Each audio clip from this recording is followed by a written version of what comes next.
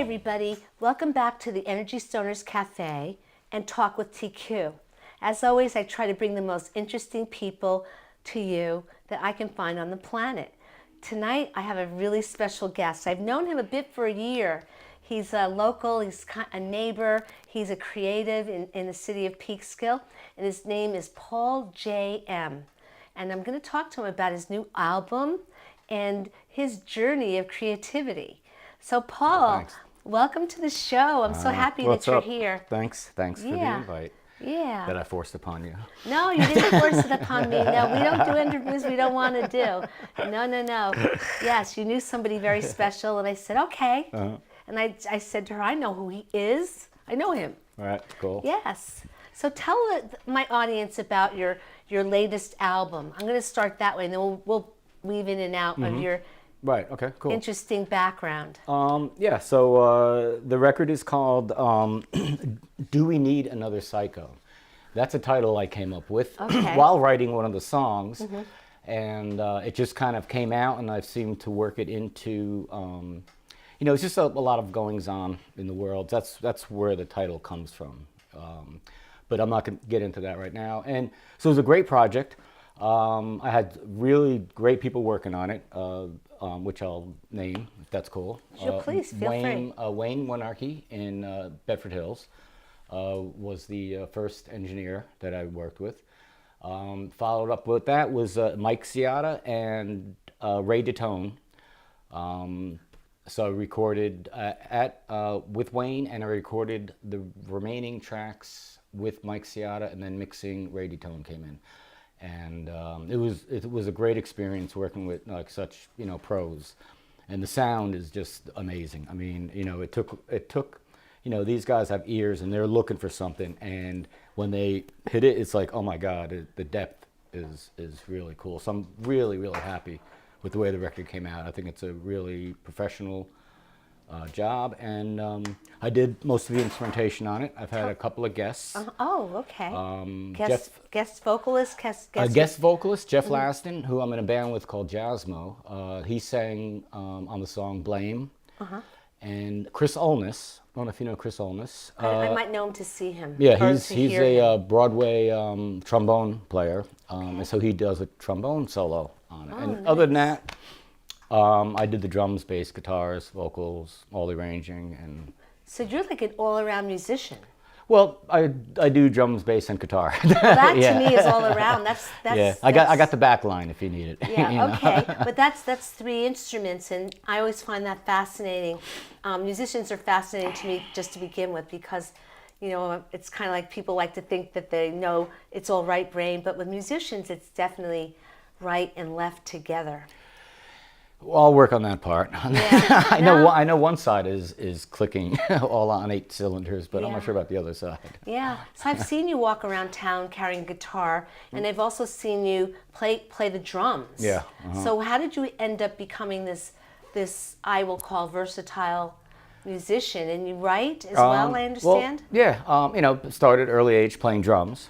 Okay. And played for a couple years. I was in my first band when I was 13. And we just did 70s rock and roll. And then a couple years later, I decided to go to guitar. So because I was teaching myself guitar all along this time, and I decided to switch to guitar. And then I sold my drums, and I played guitar for years. And then I was recording some stuff at home, so I bought a bass, and I started learning to play bass. And so then just kind of gelled together. And the way I write very slowly.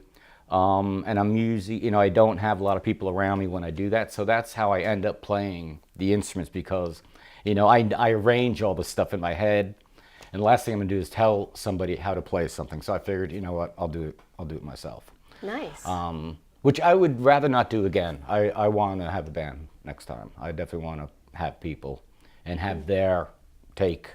On things. You've had a couple bands too, or yeah, been part of a couple of bands. Well, yeah, I'm in 3, 4 bands right now. Yeah, and we play, Birdsall House, Gleason's, Division Street, wherever we can. So we're play around. Yeah, so you're real Peekskillian. Yes. And it's sort of a mecca for artists here. performing artists in particular seem to get a lot of attention in this town. It's a small town. It's a small town city. Yes, and moving up here in 2010, I think really brought me back into music because I wasn't doing too much. I think I even had a drum set when I moved up here.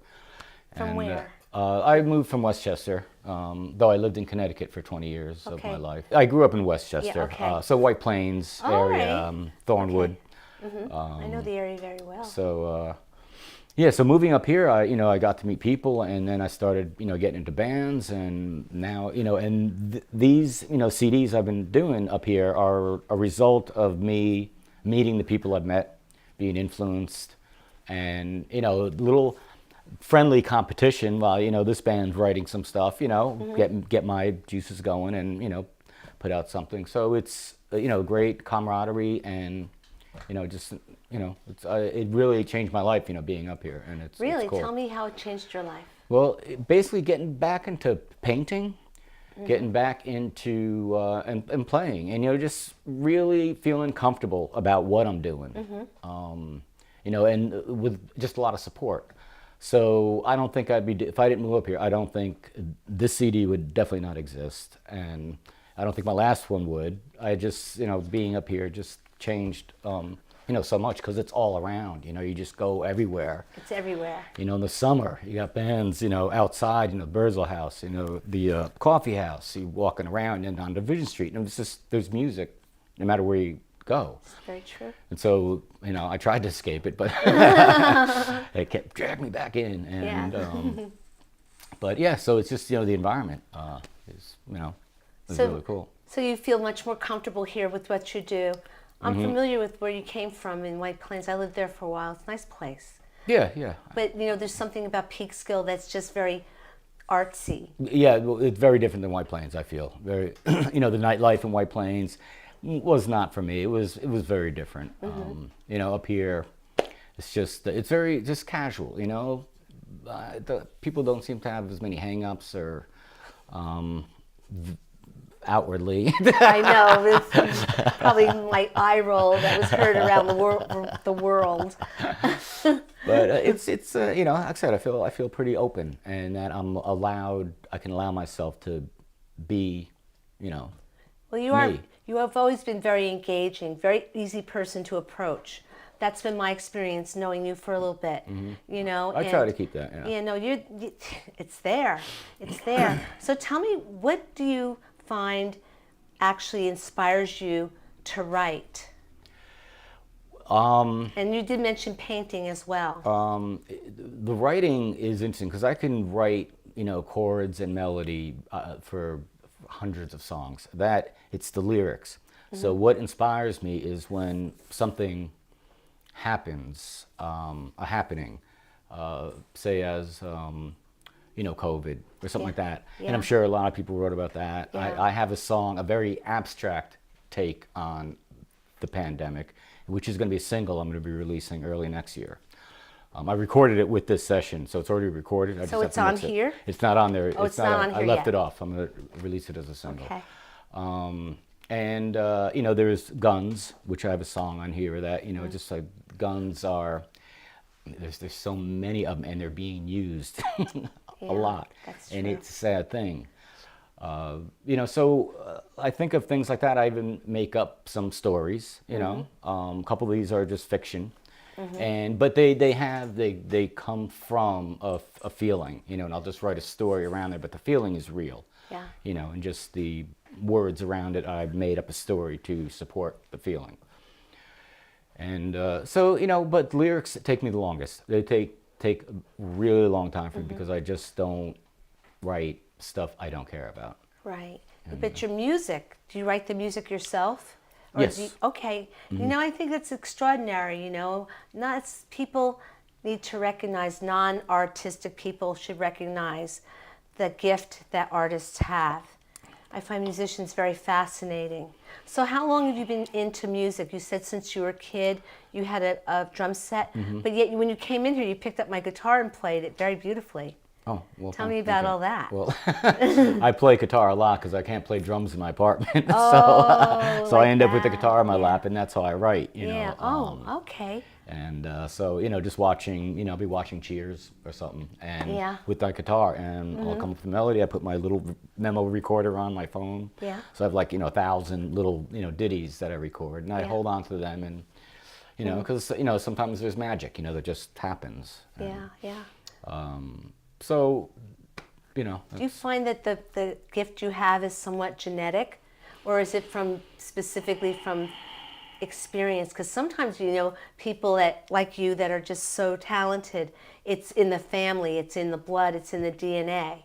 I think on my mom's side, I think her father, my grandfather, which I've never met, I think played violin. Okay. And my mom dabbled in art. She was an artist. Okay. And so I think that's where I got the visual side from. But as far as music, I mean, I was just determined to do it. I mean, it was just something I was driven to do. Yeah. Don't know why, and I'm glad I did. I'm glad you did too. But I grew up, around, in the late '60s, early '70s, and it was kind of a psychedelic time of life. So the music that was out, I really dug, Jimi Hendrix and the Beatles, Yeah. and all that stuff. It's like part of the soundtrack of our life. Yes, and I was just so attracted to it, and I couldn't, help just playing. And I think guitar started. My brother got a guitar for Christmas, and he ended up not playing it so much, and so I ended up picking it up. And Okay, so it didn't go to waste. didn't go to waste. And I bought this is a G chord, and the first time I saw that, I'm like, no way, my fingers can't do that, like no way. But you made it happen. I made it happen, yeah. Yeah. And then I learned a couple of chords after that, so I know a couple more. A couple more chords. Oh, Yeah. Okay. So what will we hear on this? I love the cover art on this. Oh, thanks. I love the color. That's my This friend. is the color I'm wearing is not really exactly my color, but this definitely is. Cool. I'm very love happy this. with the way it came out. It's beautiful. It makes you want to buy it. You want to look at it. I wanted something, because usually I have graphics on my album covers, and I wanted human interaction this time. So I came up with this idea. And Liz, this is Liz on the cover, an awesome person. As soon as she came up to my studio, she was in character, and I was like, oh my God, and we hardly knew each other. Yeah. And she just like, bam, like went right into character, and it was like, I was like, whoa, slow down, man. Like it was great. Yeah, no, you got lucky on that one. Yeah. So I can see just by this post, she's very talented. And it says, do we need another psycho? Is that what it says? Yeah. Tell me how you came up with that title. I was writing the song, which turned out to come out to be Blame, that's on the record. And during a pre-chorus part, when I was writing it, I had da-da-ba-da-da-da, and I just started filling in the blanks with, do we need another psycho? It fits so well, and I didn't know really what I was going to do with it. But then I thought about what I was saying, and again with, just the guns and, between Putin and, now Israel and Hamas and all this stuff going on. It's like, do we need another cycle? I think not. Yeah, yeah. That is my point. Right. Because it's just,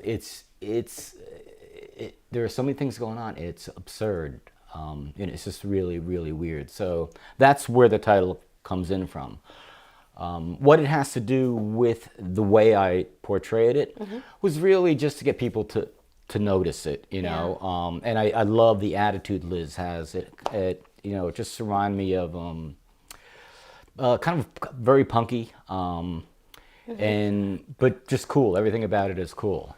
Is she a professional model? No. No, okay. She's just a person, She sings, and she's just has a great aura about her. She marches to her own drum, and that's what I really like about her. I love talking with her, and she's she's cool beans. Yeah, very cool.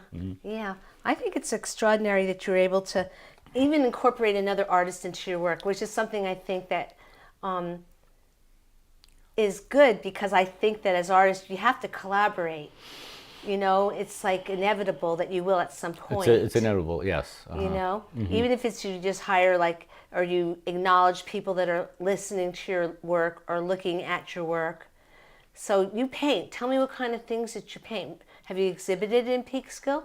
Yes, when I first moved up here, I wasn't painting immediately when I came up here, but I have a bunch of paintings. I used to show in the early 90s. I had a gallery in Soho, New York, representing me, and a gallery in DC. Oh, wow. So, you know, I was doing paintings, kind of large scale, photorealism, a little bit surreal. Really? You do photorealism?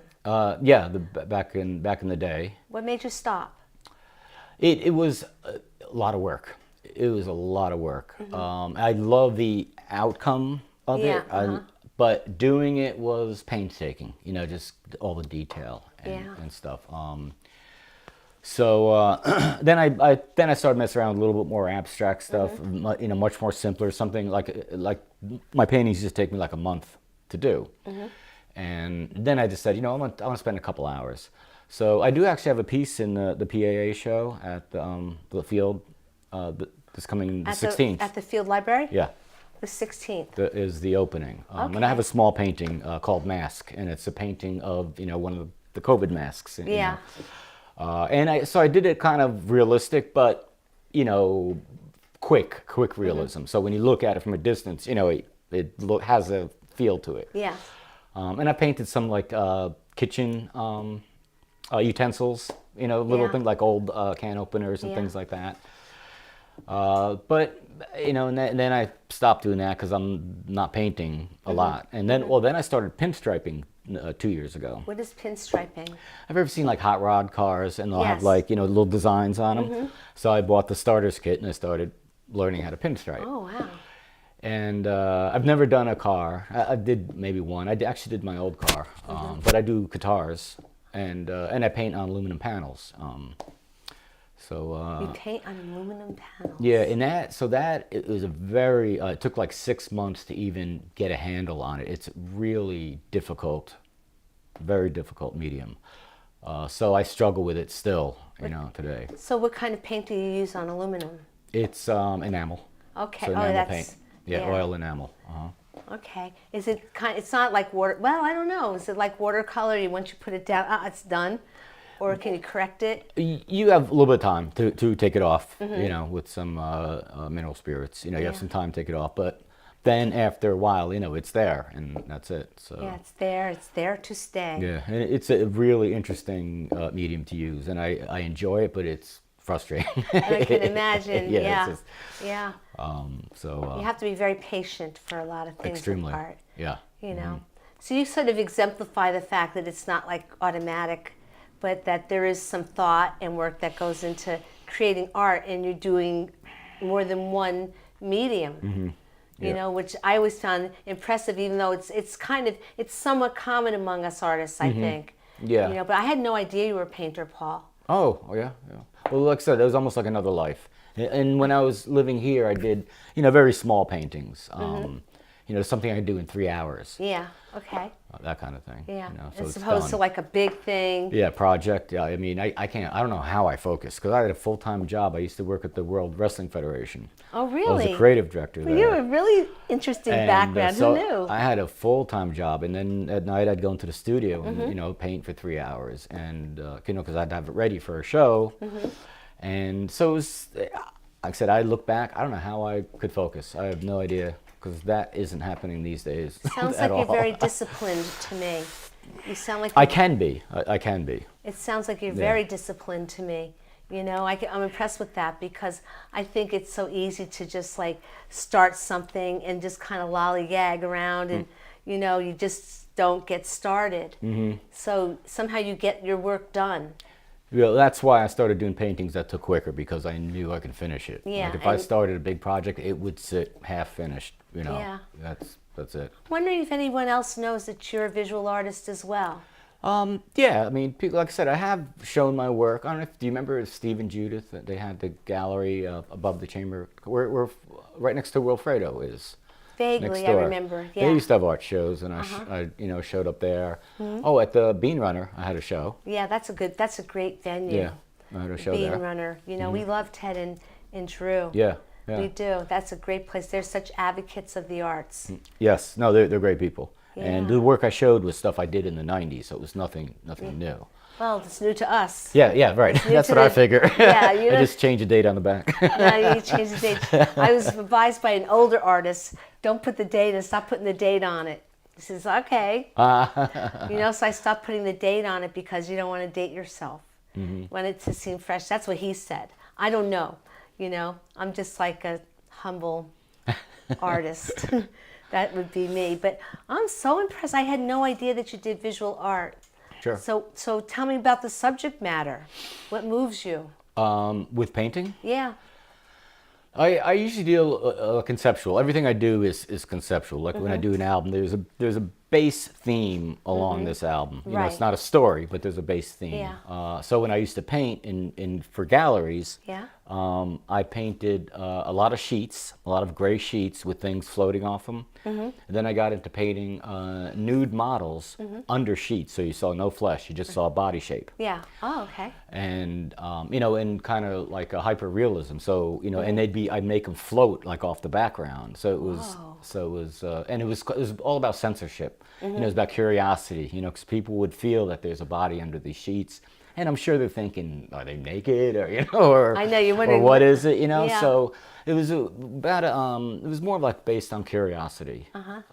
So that's what drove me. And then, like I said, the small paintings I did with just like kitchen appliances.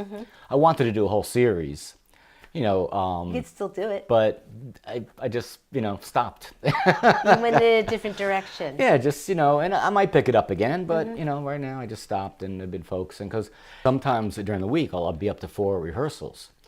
You know, with different bands, and so it's and I don't like to be at a rehearsal unprepared. So if there's homework, I have to do that to be there. So, you know, that really invaded my mind a lot. I mean, that kind of takes over, Yeah. and I think it's a good thing. You know, it's not a bad thing to It's a have. positive thing to take over your mind. Yeah. I could think of some other things that wouldn't be so good, so positive. But that's very impressive to me. So tell me, you know, I'm just impressed that the fact that I did not know you were a visual artist. You know, well, you kind of explained why, but I think I can see by your album covers and the way you design them that your visual art, your tendency towards that really shows. So I'm a graphic designer by trade. You know? Yeah, So by that's- trade. That's what I do for a living is graphic That's design. okay. So that's like your day job, so to speak. Right. No, I'm impressed with that. But you still have to have a mind for the aesthetic to be able to do that. Getting back to your album, your music, okay? Now, I listened to some of it. It's like kind of folksy and kind of edgy and, you know, has a little rhythm to it. You know, how would you describe it? Like, what would you put it in a category? Or was it just your own Well, thing? people have asked me about like what I do, and I can't describe it. But what I do like about this, and I didn't even notice until we were in the studio mixing it, is that it's a lot of grooves on it. I mean, most of the songs I don't even touch the other drums. It's kick and snare and hi-hat, you know, just to get that groove going, which I really wanted. I wanted the drums and the bass to be this thing that the instruments floated on top of. Yeah. So as far as you know, stylizing it so I'm not really sure where it fits. I think it's grooves with a melodic sense. Yeah. Oh, that's I was thinking edgy. Yeah, so You know? that's how I'm hoping it's perceived, and I'm sure people won't say those words, but I mean that's really what I want to get out of it, you know. So, but it sounds like from what you were saying that you're basically self-taught with the music, But everything. with everything. Everything. So you did share that you taught yourself how to play the guitar because your brother didn't like the guitar that he got for Christmas, Well. and so you started playing. That's very impressive. I've seen it a lot in visual art, but in music, I find it very impressive. You know, so Well, it's taken me years. yeah, It's taken me but a long time. I think that often people that are actually doing the art themselves, they don't realize how good they are.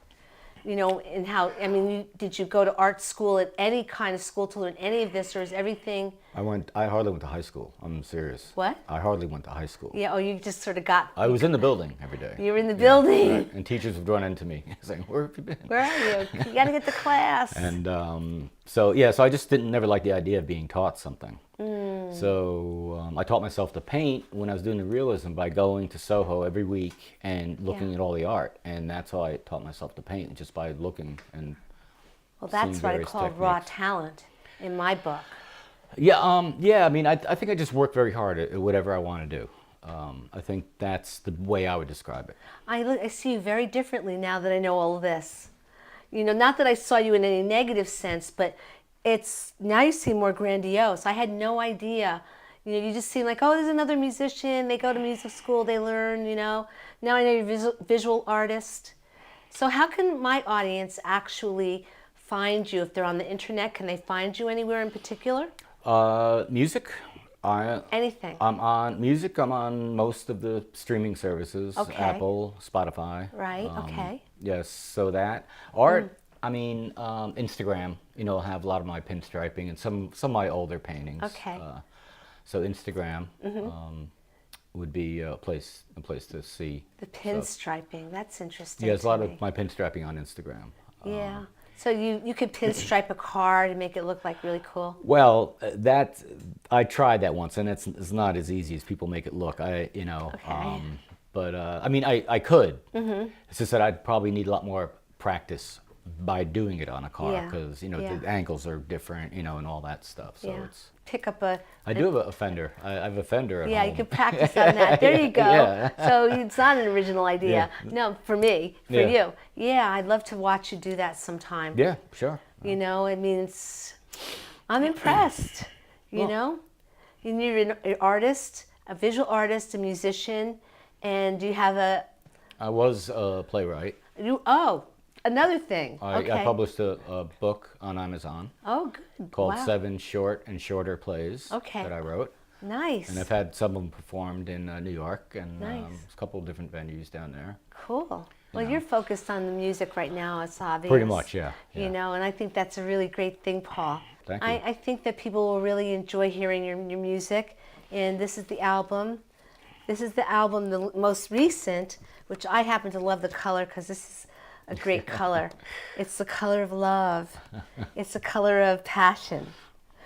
But yet it's pink, so very feminine. That's good. I like it. I like it a lot. And I thank you so much for sharing everything with me. Oh, great. You know, I Thanks. would never have even thought. And you were referred by our friend, Carol Bash. Carol, yes. And we thank love, you, Carol. everybody loves Carol.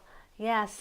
And I thank you so much for coming on. You're the best. Oh, thanks. I knew Thanks, you were Toni. cool beans, but I didn't know that you were the best. Yes, there you go. But thank you so much. Hey, it was and awesome. best of luck. And tell the audience where they can buy your work, where they can purchase your music.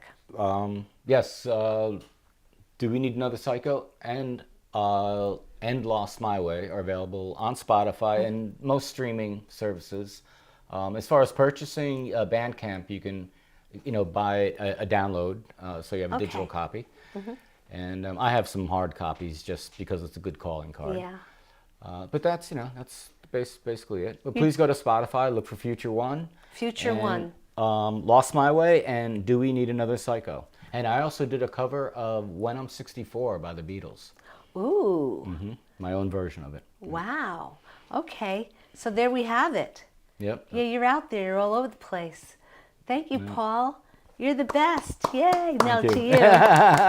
No. you. You're good. And you're an you. animal lover, too. I know that. That's just a side thing. We know. And animals love you. Okay, so come on again. We're going to talk more. There's more to talk about. Sure. You know, it's all about timing. When the timing's right, you'll be back here. If you choose to. Yeah. Oh, no, Yes. this is great. Sure. Yeah, okay. Sure. Thanks so much for coming on. And so I'm going to say goodbye to the audience. You know that I'm going to come back again with another fabulous person and one of the most interesting people I can find on the planet once again. And I really appreciate you coming to see the Energy Stoners Cafe and talk with TQ. And so I wish you farewell, be well, be nice. See you next time. Bye-bye.